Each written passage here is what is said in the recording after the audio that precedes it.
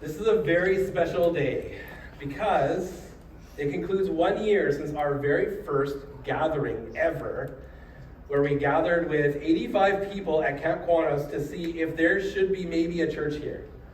And it's just a crazy kind of thing to think about, all the way back, to think back on where we were, how we didn't know each other. I look back on a story I put on social media that was me sharing to pretty much nobody, because you weren't there yet, some of you, and I was like, hey, it's great to know some of you know us. We know you, you know us, but you don't know each other yet. But we're going to gather at Camp Quanos, and we're going to talk about what it would look like to be a church. And that was exactly 1 year ago today. And I think we can celebrate that and praise Jesus for that. If you want to join in clapping. It's really, really cool to look back. There's going to be a lot of those looking backs now, because we're now in that point where some of you started coming at certain points throughout in this next year, and it's going to be really, really cool to see that.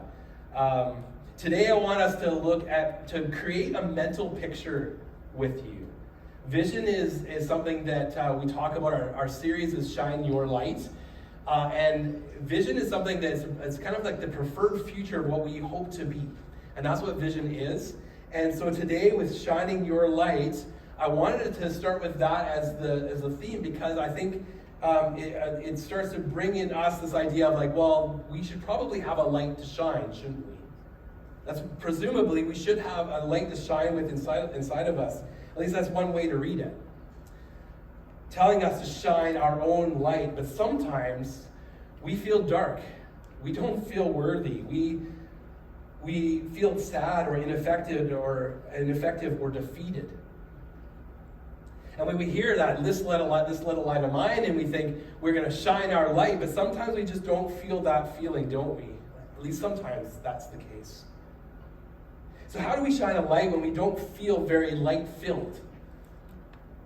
How do we do that? Well, the good news is there is a light from outside of ourselves. We sang about him. He is implanted into us. He is Jesus, and his light there was always a plan with his light. And that's what we're looking at today. He shines through his believers. So maybe we should switch how we hear the title of our sermon series. I'm going to do a little switch here to say maybe we should be asking Jesus to shine your light. I think that's more accurate to how sometimes, whether we feel it or not, we need to remember who the light is and that he's shining through us. On that note, we're going to pray. So let's pray together. Jesus, we pray you would awaken in us the reality of your light for all of us who are followers of you. You are the light of the world, and have told us that we are now the light of the world. As we discover what your light means to us today, we ask you would also speak to us, so that we would know how to shine your light as a new, young church. In Jesus' name we pray. Amen. So today, it's not going to be a surprise. We're going to look at the theme of light. We're going to do so in John chapter 1. So if you want to turn it, if you have a Bible, if you don't have a Bible, there are some Bibles in stacks at the back you can go and grab. You can keep it. They're free Bibles if you want to take one home. But if you want to pull that up, if you got a Bible app you want to use, or just on the screen, it'll be on the screen as well if you want to follow along. So John chapter 1, 1-5 says this. In the beginning was the Word, and the Word was with God, and the Word was God. He was with God in the beginning. Through him, all things were made. Without him, nothing was made that has been made. In him was life, and that life was the light of all mankind.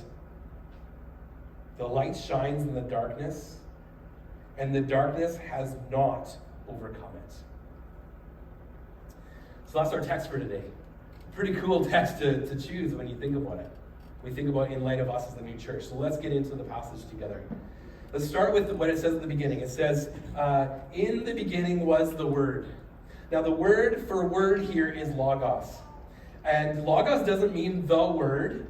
Sometimes we use the word as meaning to reference the Bible. Nor does it mean this verse is referencing the Logos Bible software program that you might know about. It's not talking about that. This is way before that was created, of course. But John is referring to the incarnate, so in the flesh, Jesus Christ. That's who the Word is. Now, this is pretty profound, this has been said.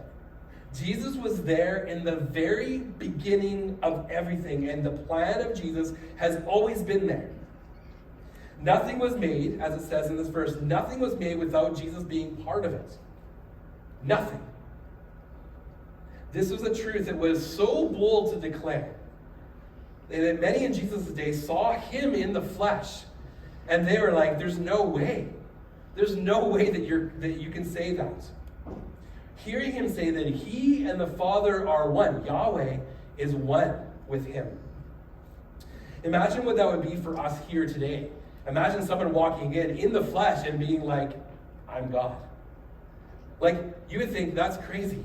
Like, how would you think that? So for them to hear that at that time, even though he was the Messiah, hearing him, it would have been so hard to get their minds around the fact that God is standing right in front of us right now. That's hard to believe. But this is what happened when Jesus appeared in the flesh. He claimed some crazy things. He's one with the Father, and he was there in the very beginning. Those are two huge things. We have all decided, or have to decide, to follow Jesus. This same Jesus that appeared in the flesh and was so fully God at the same time. That's who we're talking about when we're singing about Jesus and we're deciding to follow Jesus. This is who it is. But once that is reconciled in our hearts and our minds, we commit to him and allow the resurrection power to remind you of this. The resurrection power that raised Jesus from the dead also lives in us, and he has to do that work of transforming us and transforming our world. Filling it with light. That's what these verses are talking about. Filling it with light. And how's that for starting with a whole bunch of theology, right? Like, that's a lot of big stuff that I throw out at you. But the painting the picture of who it is that we serve, that we love, and we believe in when we decide to believe in Jesus. Now, there's this weird verse right after in this first three verses we go through. But then I want to slow us down and reread verse 4. Verse 4 just says, "In him was life, and that life was the light of all mankind." You see, John is saying that Jesus was life, light, and is seen as the light of all humans. This is the purpose of us as humankind. This is the whole plan from the very beginning. When we are not walking with Jesus, we are unaware of this light. I know what it was like when I wasn't following Jesus. I had no clue that there was even a light. I saw darkness, but I never knew that there was light. I hoped there was a light. I believe there must be a light out there, but I didn't know it myself. Some of you also might be in that spot where you're like, I think I'm starting to understand that there's darkness and light because I see the negative. So there must be a positive. We become aware of this light and purpose when we're in Jesus. When we're followers of Jesus, walking with Jesus, we walk in the light as he is in the light. We get to be in this light. The true life for humans. What we were designed to be. Yes, life and purpose and light is illuminated in us. That we become mirrors of Jesus. That this light that is outside of us, we become mirrors and reflecting all of this light of who Jesus is when we decide to follow Jesus. And that same light that Jesus has for us is also the same light in him that we see overcame darkness. Like, that's pretty awesome light. It's like dropping the sun, like the blazing ball of gas in the sky, to drop it in the blackness of night and to illuminate everything. It becomes day, doesn't it? That's how Jesus is to us. Exposing everything, including all our frailty and our humanness and our sin. He exposes all of that, and his greatness is there. At the same time, changing this world by flooding it with light. And everywhere we go, that light is there also. Everywhere we go, that light of Jesus is going everywhere we go. Every dark part of this valley changes, or should change. We should remember that it does change when we show up. In our schools, in our workplaces, everywhere we go. The bank, who does that anymore? You do it online. Better example. The grocery store, we need food. There we go. The grocery store, everywhere we go, every time we walk down the street, every time we walk our dog at the park or in our neighborhood, everywhere we go, we are bringing the light of Jesus with us. And it's not because of us, but because of Jesus. Isn't that amazing? Because of the work that he has done. So this is the plan from the beginning. But why? Why on earth would he bother using us? Because Jesus knows what this world needs. Jesus knows what we need. We need him. We cannot do it without him. This church cannot exist without him. You and I, we can't do this without Jesus. Sometimes we pretend to, don't we? We think, oh, we got this all under control. It's all good. But so often we realize, man, we're not perfect. We need Jesus. We need to realize the importance of Jesus, that there is a light and we have a purpose. All of us have a purpose. We need to realize the importance of Jesus. There is a light. Jesus trusts people to keep his church going. He trusts us to keep the church going. He believes in the church and he wants our church specifically to be a visible representative of him to this broken world, this broken valley. As I've said before in a message this summer, to make visible the invisible God. That's our calling. That's what we need to do. To make known his light in a world that is so dark. This is our purpose here. We must remember where our light comes from. But we must go forward with that to know we can do this together. We can be a mirror lighting up this world, and we can do this together. I think every follower of Christ in this Cowichan Valley needs to be awakened to this reality, not just this church. We can't do this alone. We need more churches in this valley. We need more churches that are here already to be being lights, but we need new churches as well. Because there's far too few churches in this valley. And when everybody's awakened to this, then we won't cower when evil presents itself. We won't back down. We won't get scared of the dark. We are not surprised by the advances of the darkness and a world that is full of hate, masquerading as love and acceptance. Far too often we see that. Without God, we were reminded that there is no love, because God is love. Removing God, there's no love. 1 John 4:8 says, God is love. We cannot have a loving and peaceful world without Jesus. I know that's a bold statement for some people that don't believe in Jesus, but if you're there, you need to hear, this is what I believe. This is what most of the people here believe. That without Jesus, we cannot have any peace or love. We cannot have complete darkness in our world, because Jesus is light. And Jesus is still here, and he still has a plan. And to read verse 5, let's read this verse 5. It says, he himself was not, verse 5. The light shines in the darkness, and the darkness has not overcome it. See, there's a difference in living for Jesus today. There is a difference. Darkness will not win. Darkness will not overcome the light. We can bind together and make brighter lights. We can gather together. This is why we do gather, to make brighter lights. Unity is so important to us as a new young church.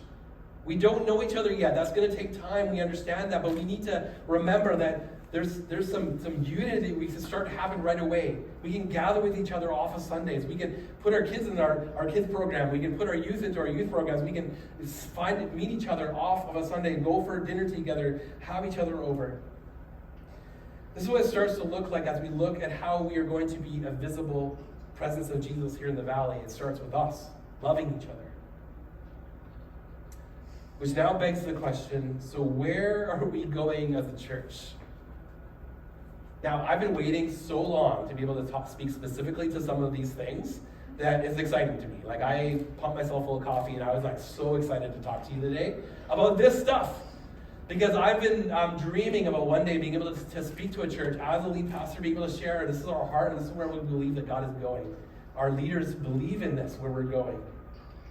Now, you've already heard from Ben and Tate earlier today that we're launching a much-needed junior youth ministry. If you don't know, we have a lot of kids in that grade 5, 6, and 7 age. We were excited to be able to offer this because Tate was able to move here and be part of us. I mean, that's so awesome. He is very well qualified. He's got a bachelor in youth ministry. He's heavily qualified. He's ready to go. I've actually known Tate since he was a baby, which is a weird thing to say. He used to live in Duncan, and I know his mom and dad pretty well, and so I remember him. And to see him coming on and helping us in this church is just as a joy to see this. You're going to love them, him and Kara. Now, it's hard to believe he's here in our midst, but he is a blessing to be here. And I want you to hear that from me. But secondly, we have this big picture of things that I'm really excited to share with you. So don't read ahead too far, but there is some things going to come up on the screen in a second. Here is a budget announcement that you need to hear about. To be able to do this thing of being light in this dark place, we are going to be talking about these things. So we took in around $140,000 this past year. So it gives you an idea of what we've brought in, which is what we needed, and we came up with meeting that budget due to conservative spending. We didn't know what to expect. We had no clue what to expect. We thought we had this dream budget, and then reality was like, okay, well, this is what we kind of are going to go with, and we met that budget, which is really, really, really good. In July, now often if you've been part of a church before, July, if you know, offerings just tank usually. Like attendance just drops, and like people don't give and that sort of thing. But because everything's online, I think, partly, and because we grew so much this summer with some of you, we actually took in $14,000 this, which our normal is 10 to 12 in that range. $14,000, and that's not one gift of a bunch of people, like one person giving, $10,000. That was a lot of little gifts. Mostly from people in the Cowichan Valley, not from outside. We do have supporters that do that. That is something that is really, really cool. You are so generous. And this was, I'm so thankful for this. And we have this contingency fund that sits right now in our bank account of about $75,000. This was part of $83,000 that was an offering last fall from Southridge. And because we were not meeting budget month to month, we were chipping away at that, and we continue to chip away at that until this past summer, we started seeing things start to change. This is an amazing thing to see. So we have a contingency. If we don't take in money, we're not going to be floundering. We're not going to be having issues with money. We have some money we can do. I'd rather not chip into that if we don't have to. I would love us to be giving so that we can say, hey, that money is just in case. That money is maybe towards a building project in the future. That money is towards X, Y, Z, whatever those things are, so we know we can use it towards ministry coming up. But because we're so new, we don't want to spend it yet. So we had been doing a small deficit month to month, and now we don't have that, and you need to know that. So we are setting our next year's budget at $187,500. We believe that is an increase.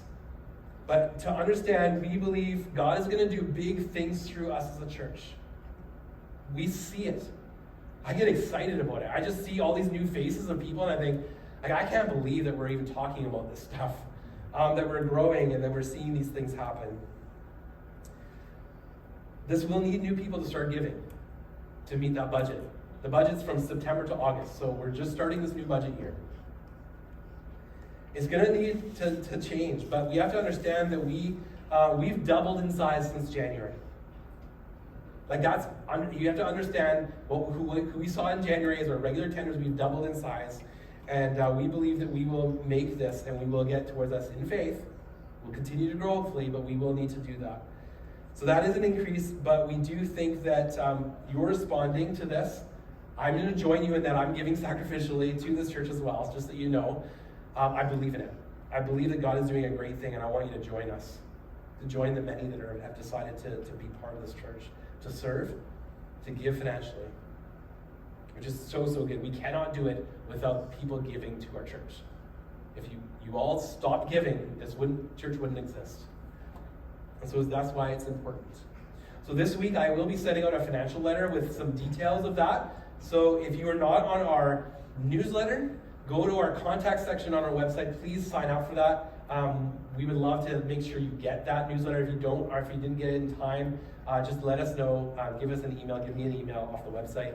We'd love to make sure you get that letter so you know what we're thinking and where we're going. Now, at this point, I think it's really important for you to realize the stats. So I was part of a church, Southridge at the time was about 800 people. So I've done a lot of assimilation and trying to figure out growth patterns and all this stuff. So I've got all this wealth of knowledge of these things. But watching this gets really exciting. And you have to understand who we are as a church. We see roughly around 100 to 120 people on Sunday. But that's just not completely representative of everybody that's here. So understand this. This is already out of date because we have 5 Cleo students coming next week, so we're already growing. But we have over 180 people that call this church their church. To give you an idea of what that is. So if everybody showed up at once, they've said to me, Wes, this is our church. We believe in the church. We may not be there every Sunday, but we're there. We're with you in that. Over 180 people. I think it's 187 technically with these Cleo students that are coming soon. Understand that 51 kids are grade 6 and under. So you think about the what that means. That means that we are over a quarter of our congregation is under grade 6. Like, who says that? Who does that? At one point I said, this church was like 50% under the age of 25. I think it's actually more than 50% under the age of 25. I haven't been keeping up because it's changing so fast right now. I don't like to talk about numbers, but I think it's really important once in a while so you understand where we're going and who we are. We've done the research, we've done the math, we're figuring things out. So in light of this, theme here. Here's another announcement. We are going to need to hire new people. So we are going to hire 2 new positions. We have to keep up with this work and growth. I cannot do it by myself. It's not possible. It's not humanly possible. I understand that. I'm very capable. I've got lots of capacity. I'm not humanly able to grow this church to the next level. So there's 2 positions we believe as a leadership needs to happen. The first is a children's director. Right now, Amanda is our volunteer doing that out of the goodness of her heart, doing an excellent job. But we need to hire somebody. It's going to be a 10-hour-a-week position. The second is just to alleviate some of the growth issues for me, which is administration and pastoral care. Administration, because there's a lot of administration that happens with assimilating new people, gathering volunteers, scheduling people, taking calls and emails that I don't have to be the one to do that, and also pastoral care, not just seniors ministry, but more of a hey, that mom needs some help. We should probably gather meals and start doing this. We've got a lot of families. We need to address these things. And right now, Christy's been volunteering in all those little areas. And so Christy would be in that position would be another 10-hour-a-week position. Both of these people in those positions currently are excited to see our church grow. They've said, when we as leadership, our advisory team and me came to them and said, hey, we believe those positions should be paid. They believe it. They know that the growth pays. We know hiring to our vision is the way we will always do it. Our vision is to see families, youth and kids and families. We're reaching them. We have to do that. Well, that's one of our main focuses. Not to mention how many kids we have. And we're growing. It's not just what we have, but what we're growing to. And administration and pastoral care is something that bogs me down every single week. I cannot keep doing the things that I'm doing as well as managing everything as we near 200 people. So this being said, we are going to be known as a church that has an open hiring process. We will be posting these positions this week on our website. I'm very up in front and honest about this because I think honesty and openness is very important for church. So many churches don't do that, and I want to be open and honest with you. And I know this is a little weird because we already have these people in these positions. But it's important that you know that we don't hand people jobs. And due to my relationship with one of the candidates, Christy being my wife, I have removed myself completely from the hiring process. Just to be above reproach. That is the type of leader you'll always see from me. I'm not going to back down from that. I could fail and miss some process somewhere, but that's just my mistake, and I'll admit my mistakes. But I do not want to have this to be an issue. So our advisory team, which is Todd Chapman, Abigail, who's here, Brent Chapman, and Gary First from the meeting place, they're my advisory team. They're our acting board right now. They will be doing the hiring. They will hire for us with my input, because it's still important that I say, hey, this is why I think we should hire these people, whoever those people are. But I will remove myself because Christy will apply. So I hope that's clear. I hope you hear my heart in that. I think it's an important thing as we think about vision. I love this church. I love this church. I've never loved a church so much. And I'm committed to being open with all these processes. I hope you hear that clearly. Now, we are just getting started as a church, and there's other aspects of our vision that I think you need to be aware of. This is exciting. I love this stuff. I geek out on this stuff, so this is exciting. We have a staff team that have not wavered from the very beginning that we will be a church that plants other churches. And that is the thing that as we talk about being a light and we talk about being a visible presence of Jesus, we need to make more opportunities for people to know Jesus. So we will not back down from saying we are moving towards that. We will start making other campuses or churches, whatever that means. I don't know. But we want to make another on-ramps for people to know Jesus, because Jesus is the focus. It's not about our kingdom. It's about his kingdom.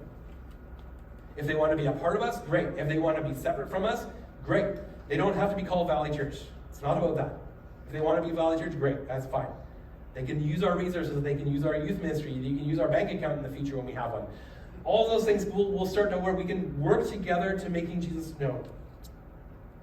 We are passionate about Jesus and want him known in all of the parts of the Cowichan Valley, to the very extremities of Lake Cowichan, out that way to South Cowichan, to Shawnigan Lake and Mill Bay, all the way to the south end of Nanaimo, to Maple Bay as far east, and Salt Spring Island maybe. But you get the idea. This whole Cowichan Valley region, we believe that God wants to plant more churches, whether through us or apart from us, but we humbly ask that God would use us to do those things. Now, what this means is that we are not wanting to create a subculture of Christians. As we do this, I'm painting a mental picture for you, so you know what's in my brain and my heart. We are setting the stage to change the culture. We're not making a club. You will see us more often creating space to join in rather than separating from culture. Something happens when a light walks in the room, right? We talked about that with the blazing sun. You put in the blackest of night, all of a sudden everything's illuminated. Everyone notices when the light is turned on in a dark room. Everyone notices. So what happens when we don't engage? We don't turn on our lights. We don't go into those dark places. This world that Christ cares about so much, he is coming back to restore everything. And if we abandon this world, we are abandoning what Jesus cares about. I know that's bold, but it's true. And if Jesus cares about this world and saving this world, we have to be part of it. We have to do something. One by one, we have to be caring and loving and praying for our community. We must be engaging this world to bring about his kingdom, and it won't be easy.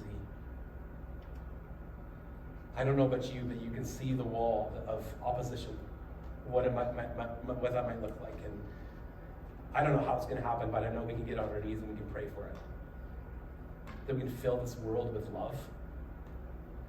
True love with God, not apart from God. There's a quote I shared on Facebook a while back, and I want to bring this to light because I think this is true. I want this to be true of us. If you saw it, you've already read it before, but I want to pull it up now. So it'll be fun and encouraging as I have us thinking about engaging our culture. It's this. Speaking of love, it feels like the language I hear most commonly spoken in these tired times is the language of hatred, the language of fear, and the language of retaliation. And beneath the language of fear, beneath the language of hatred, my friends, love is your native tongue. And I want you to remember that. That beneath all the things you hear, beneath the things that we're swayed with, beneath the news articles and other things that just come our way, and the wondering about where our schools are going, all the things that we just worry about and we're quick to fear, aren't we? Beneath all of that, love is our native tongue, and we cannot forget that in the very beginning, love and light is what the plan of Jesus was. And we can hold true to that, and we can stand on that firm foundation, and we can be excited and not wavering. That we can lead with light and lead with love.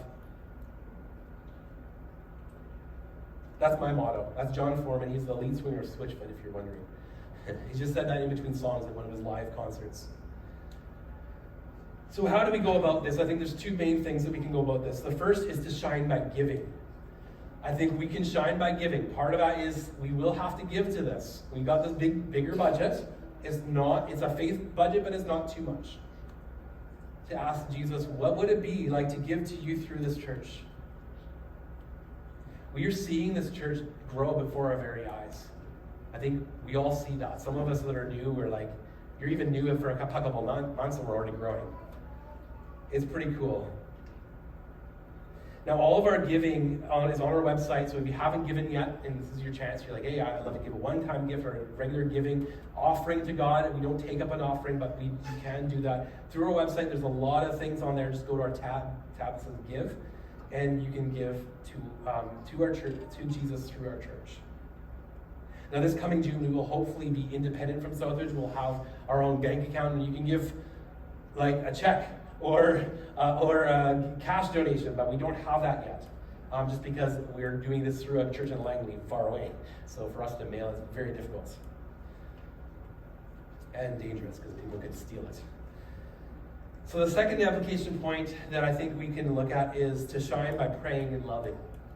This is what we were kind of getting through as we conclude here. Praying before we leave our house, entering a building, walking or driving a street, going past other churches, praying for those churches. Being mirrors of Jesus, what we talked about. Being mirrors, reflecting Jesus.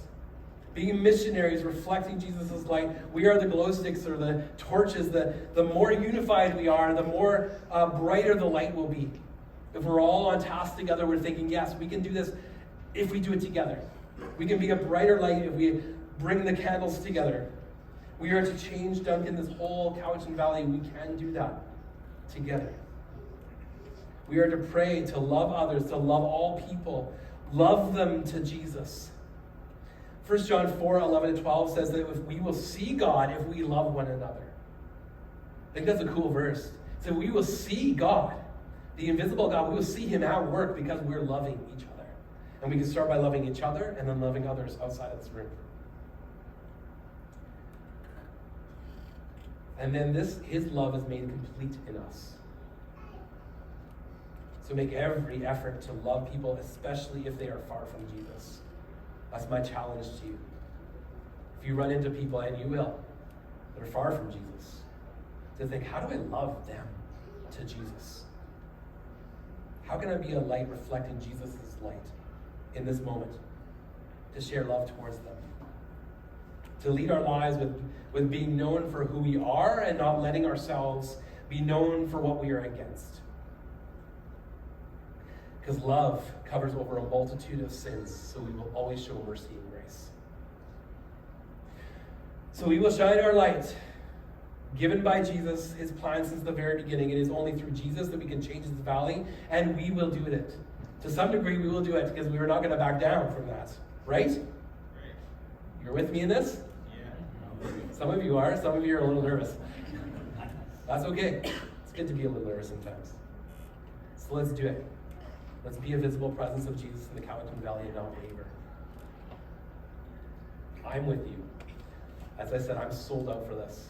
My whole life has been changed to do this, to be with you, to join you in doing this. It's why we will be known for what we are for than what we're against. So that's why what this looks like practically is that we are going to care for our First Nations friends on October 2nd. One of the ways we will see that, we will give you an opportunity by serving the First Nations community by cleaning up after the reconciliation walk. They've actually invited us to be part of that. How cool is that? You can be part of that or not part of it, whatever you want to do. I encourage you, I will be there for the reconciliation walk. But afterwards, they've said, yeah, if you want to help as a church to come and take down tables and clean up things and do that stuff, you can serve the community. So we're going to do it. We're going to serve the community, the First Nations community, because they've asked us to do that. We'll talk about more as we get closer to that, because it's still October 2nd. That's why another way that we will be a visible presence is to have a program for teens and preteens now. Because we believe not just our teens, but also the teens in our community need Jesus so badly that we need to have on-roads and entry points for them. We have a dynamic kids ministry here on Sunday morning, so that when families come and they're exploring and trying church, they're like, and their kids are going to go into the kids area next door into the next theater, and they're going to hear about Jesus. Right now, they're hearing about the light of Jesus right now. Same as you guys today here. That's why we have a central base here on Sunday morning to encourage you, strengthen you, unify you as a church weekly. That's why we have this church, so that we can be a visible presence of Jesus. That's why we should, I'm giving you ideas here, be part of the city light-ups for Christmas as they come. When there's a city light-up in Ladysmith or Duncan or wherever your community has that one, I don't know if Shemanis has one or not, but wherever's closest to you, go into those, be part of the community, bring your light into the community, bring that light of Jesus there. Celebrate and be part of the community like that. Some of you take advantage of trick-or-treating. I know you do, because you get excited when it's trick-or-treating. I was like, why do you get so excited? It's because the community is coming to my door. They're walking to my door, and I have a connection with my neighbors that I would never have. How can we turn that into an opportunity to be a light for Jesus? Because they're doing it. I don't know how many hundreds of kids came by my door. I live in Trillium, so there's lots of kids up there. There's no one has a place, but there's so many kids that go through. How can we be a light for Jesus in that? And maybe there's a way that you can, if you don't have, you're a barren road somewhere, go someone else's house that night and to go into a neighborhood where you can just be part of the community and try to be a visible light of Jesus there. You see, our broken valley is literally all around us. You know that. It is all around us, and we get to love and mend families. We get to be part of that. We get to be part of encouraging and loving single adults for the sake of Christ. Because we have singles and families and everybody here, and we need to be reaching all of them, not just the kids. And we aren't going to back down from loving others, because we will literally love people to Jesus, because that's also what we need. We need to be loved to Jesus, don't we? We need each other to encourage each other, to love on each other. We need to be loved, but more than we realize, we need to be active in loving others. You see, the greatest commandment, I want to leave with this, the greatest commandment is to love God, heart, soul, mind, and strength. But the second is like it, to love your neighbor as yourself. We're called to love God and love our neighbor, so we got to get on it, don't we?